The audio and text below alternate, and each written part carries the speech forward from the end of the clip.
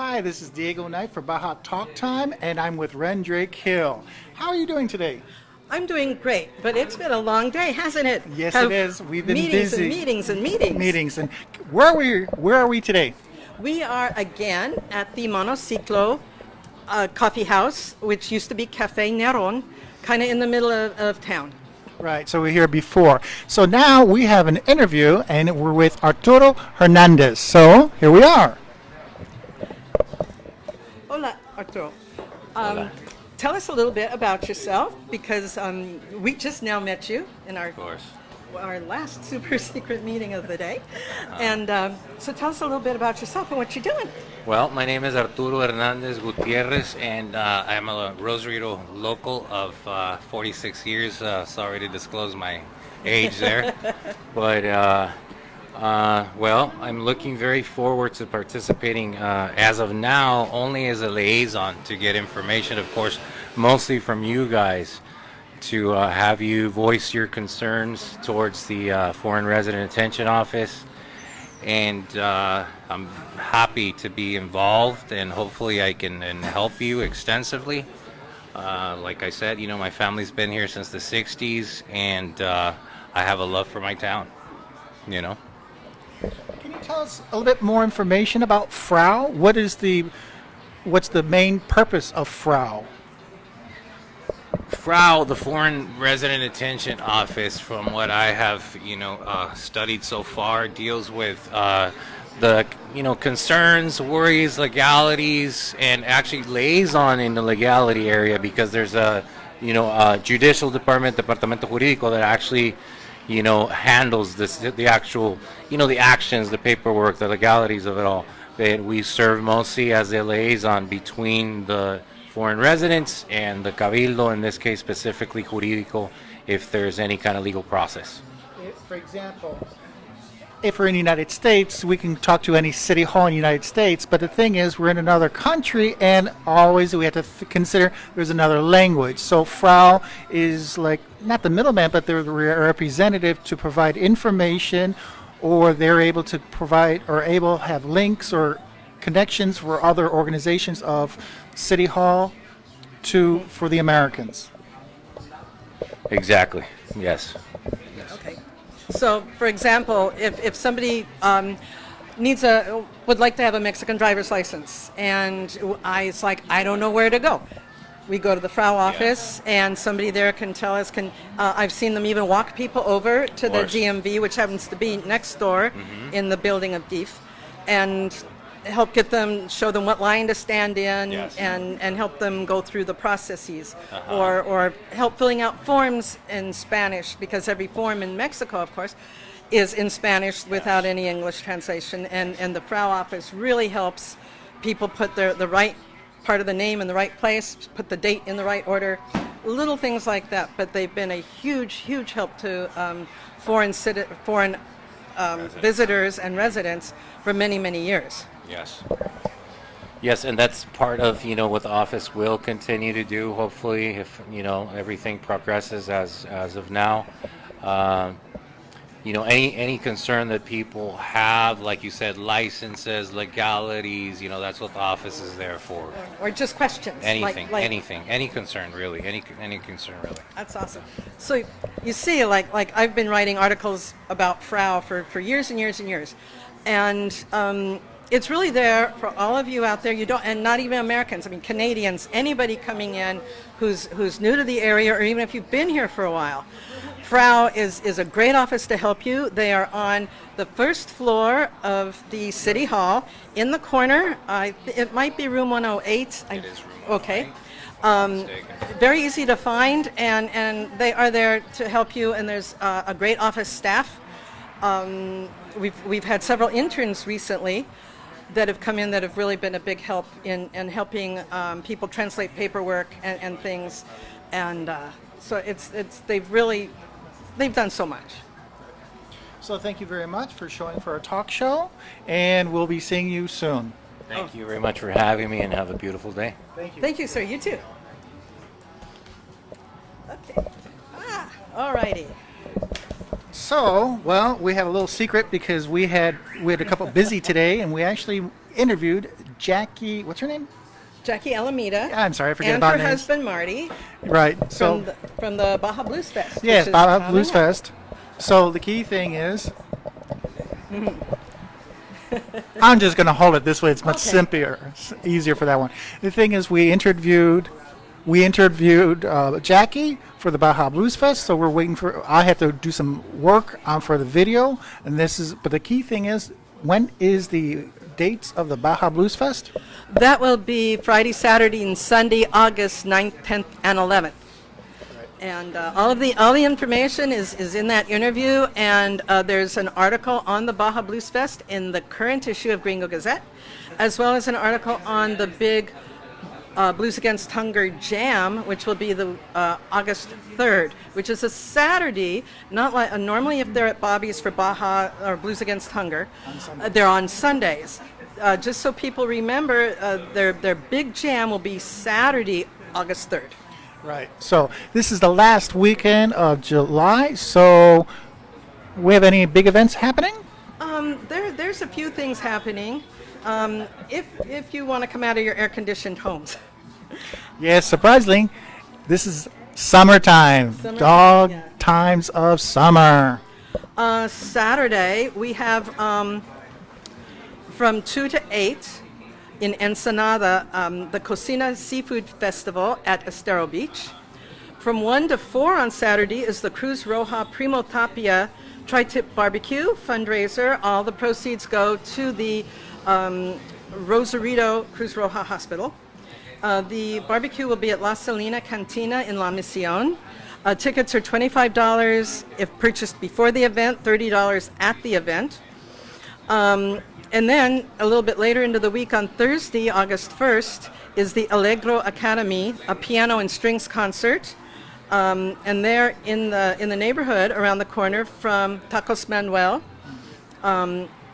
The following Friday is the Cruz Roja Rosarito 44th anniversary fashion show and luncheon. Big fundraiser for them at the Rosarito Beach Hotel. Tickets are $25 at the thrift store, and they also benefit our very own hospital. That's kind of what's going on. Yeah, that's it pretty much for July.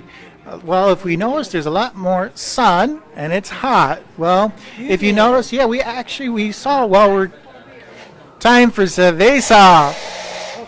Well, some people are having some coffee time. Well, the interesting thing is, well, we had to kill some time, so I had a great hamburger at the food court. Yes, it was a great double hamburger. But who did we see today?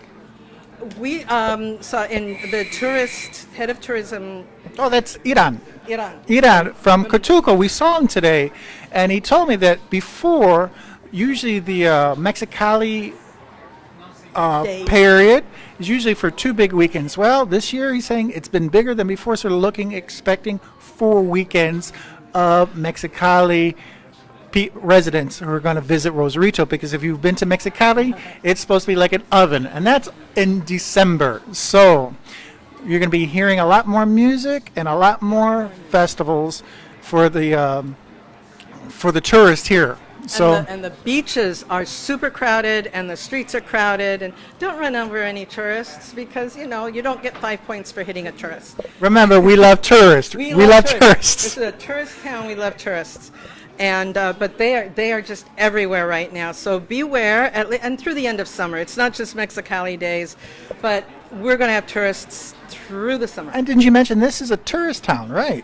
This is a tourist town. I'm actually working on an article about tourism, and y'all came down to a tourist town, and the government wants to keep pouring money into the Rosarito area to the Valle de Guadalupe to make it more into tourism. So it's going to do nothing but get worse. I shouldn't say worse. No. To get more heavy into tourism. And they're here, and we want to make them feel comfortable. So if you even notice people walking around kind of looking lost, ask them where they're trying to find, and help them out every once in a while. What we found out today is they are going to work on promoting tourism with training some new English-speaking tour guides. We did this a couple of years ago, and they're resurrecting that project to again work in the tourist booth out at Oceana. Right. That means so for the Americans or foreigners who speak English, they'll be able to come here and at the Cotuco facility or the booths right in front of Oceana. And so if you have questions and what kind of information they're going to provide, for example, points of interest, hotels, restaurants, but also emergencies. If you have a problem, for example, there's a couple hospitals, so you're able to get information. So that's a good source of information that's going to be promoted by Cotuco Chamber of Commerce of Rosarito. Yes, and they'll be starting that program up again really, really soon. Key thing is, well, we have a few more days, then it'll be August. And what is August in Rosarito? So much fun. We love fun so much. Well, that's and festivals and more festivals. and tequila and taros and mezcal. Let's go. Okay, the key thing is next month, August, is traditionally or technically the busiest month for festivals in Rosarito. That's it. Oh, there's so much stuff. For example, we mentioned about the Baja Blues Fest, but also you have the Noche Blanca, which is on the same weekend, and there's more stuff. Also, that's at the end of the month. Also, you have in Tijuana at Secot, you have the Vegan Fest. That's for the first weekend. And then there'll be Juan Raiders Ramos. He's got his big event for Raiders Nation. We're going to have a press conference for that next week. He and I will be promoting for the event. That's the first weekend of August. There's IMAC, they have their Teen Universe. And there's also you have the Blues Against Hunger, their jam. That's on that Saturday. So And we culminate traditionally in August with the Sabor de Baja white dress affair. right, and that's the last Wednesday of the month, but also the last Saturday and the last Saturday and first Sunday of September, the 31st of August and September 1st. They're going to have Rosarito Art Festival at Puerto Nuevo Hotel. The thing is, there are going to be so much more events going on. Yeah. And the key thing is, it'll be difficult when you're coming here for the weekends. I hope you got some extra money and also get supplies of water because it'll be difficult going to some of the convenience You signs. found that out this afternoon. Oh, Just yeah. trying to pay for your phone. I try to pay for my credit for at Extra, the local convenience store. Nope, they said no. There are people waiting inside. That's why you will not be able to go to some of the convenience stores anytime you want because there'll be too many people. It's for security and for safety. And safety, yes. That's it. Because So you're going to it's see a lot more. Also on the weekends, it'll be difficult to go shopping for that stuff. If you have a big party, well, I suggest you go during the week before, a few days before that, to go to the convenience stores or for the supermarkets. Oh, did you know there's another supermarket in town? Did you Florida? You cover Florida. Yeah, Lay. Lay is old news. Yeah, that's Rosarito- all knows. Rosarito Oh, is in and that town. was a fun video for that one. Yes, But yes. okay, that's north of town, but Florida, it's a supermarket. Big store. Florido. At Florido. Florido. Florido. There's a blood bank. Okay, teacher. So anyway, I'm Mexican. so anyway, the thing is, that's one of the biggest. The only other one is Smarts and Final over here. Otherwise, you have Lay, north of town. Also, you have Walmart. Also, you have a Calimax. And Soriana. Yes. Low prices. And we have Soriana. Soriana. On the other side of the That's a way. north side. That's it. And then Calimax down south, which is our only market down south. Yeah, that was done. Yeah, that was finished about a month months ago. So that's it. So Oh, right. I'm going to get my ice chest and go to Florida, though, because that's where I like to buy their meat. I just pile up all the meat and take it home. So that's it. Next month we're gonna be busy. There'll be so much stuff, and we plan to do some special interviews for the Baja Blues Fest. Yes. But there's a lot more other things that's gonna happen next month. Iran. Doing a lot of live interviews and stuff all day during the fest. What? Gypsy nights? Gypsy nights. What? I don't know what Gypsy What's Gypsy Nights? Oh, Okay, you can tell us. Oh, the Gitana? Oh, the Gitana Noche. Yeah, that's on the Gitana Noche. that's on the 24th of Saturday. That's at Hotel Festival. Yeah, we're going to have the information for that one. We should probably get information from a press. They should be a press conference for sure. and we will report after that. Oh, we always report everything. Oh yeah, that's at the last of the month. Usually, we get Cotuco provides a press conference get early of August, so we get all the information of what's going on. And we're looking at least 7 or 8 different events, But minimum. I have a request. Any of you out there, whether you're single, if you're just individuals or organizations and groups, if you have anything that you want to promote, send us the information at Baja Talk Time, and we will mention it in our calendar section. I also am in charge of the calendar in the Gringo Gazette, and I try to publish everything that you all have. So just make sure we get the information, and it's free publicity. We don't get anything for this, so it's like we just want to promote everybody doing a good thing. You like it. Yeah, we gotta Like it and love it. Hey. Yeah, please share the information, because we want to give a different image. That means Rosarito is a great place. It's fun.